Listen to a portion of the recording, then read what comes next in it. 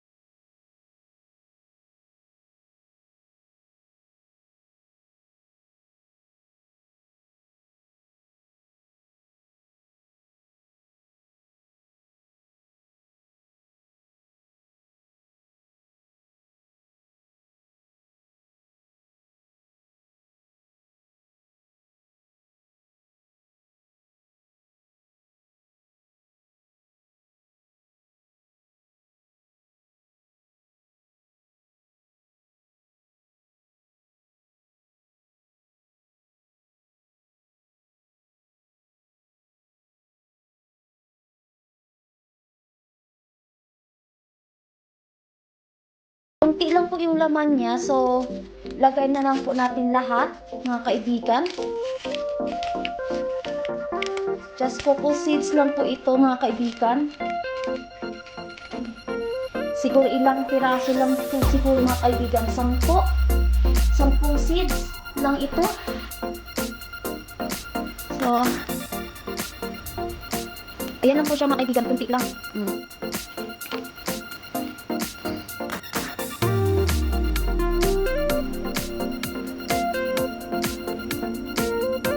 Magbukasan tayo ng kunti dyan mga kaibigan.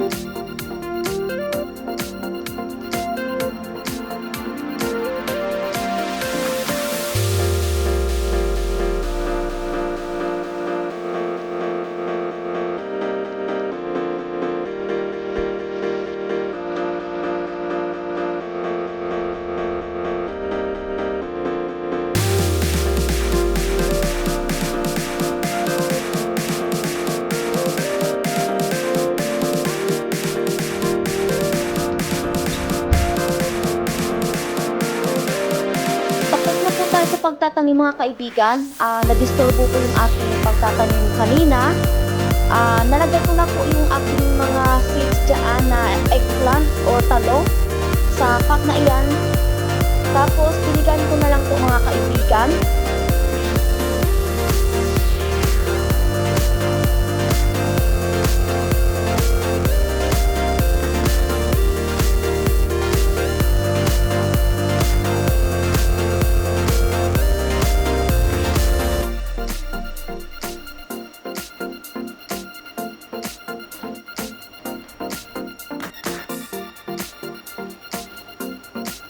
Ayan po mga kaibigan, tapos na po yung pagbibilig natin sa ating seeds na eggplant.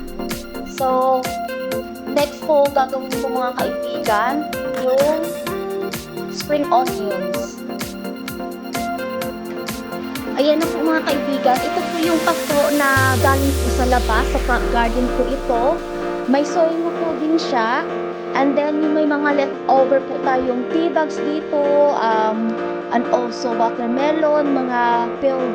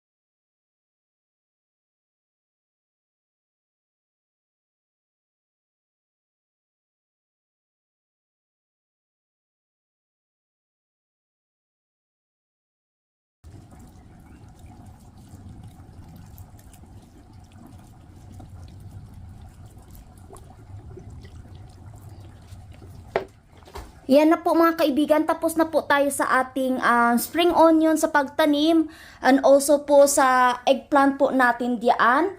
So ito na po yung kalabasan ng aking conservatory area sa mga tanim ko dito. Ayan po, may mga update po, mayroon na po tayong bunga ng ating cucumber diyan, malaki na po siya. Tapos dinala ko po yung sayuti ko dito, nilagyan ko po ng bamboo stick, and then ito din po, nilagyan ko din ng bamboo stick para mataas po yung gagapangan ng ating cucumber. Yung ating tomato ay malaki na po, at saka update po sa ating petchar o bok choy, malaki na din po sila. Ayan po.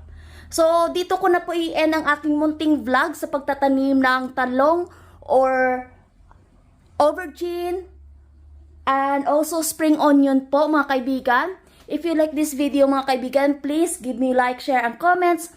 And also, please don't forget to subscribe to my YouTube channel, Brit Pinay Journey. If you are new to my channel mga kaibigan, please don't forget to subscribe and also click the bottom bell so that you will be updated po sa aking mga bagong videos na upload dito sa aking channel. Maraming salamat po sa mga super chatter and new kaibigan here and legit kaibigan. Maraming salamat po sa inyong love and support na always po kayo nanonood sa aking mga videos. Ingat po kayo lagi mga kaibigan and I will see you sa next vlog ko po. Paalam po.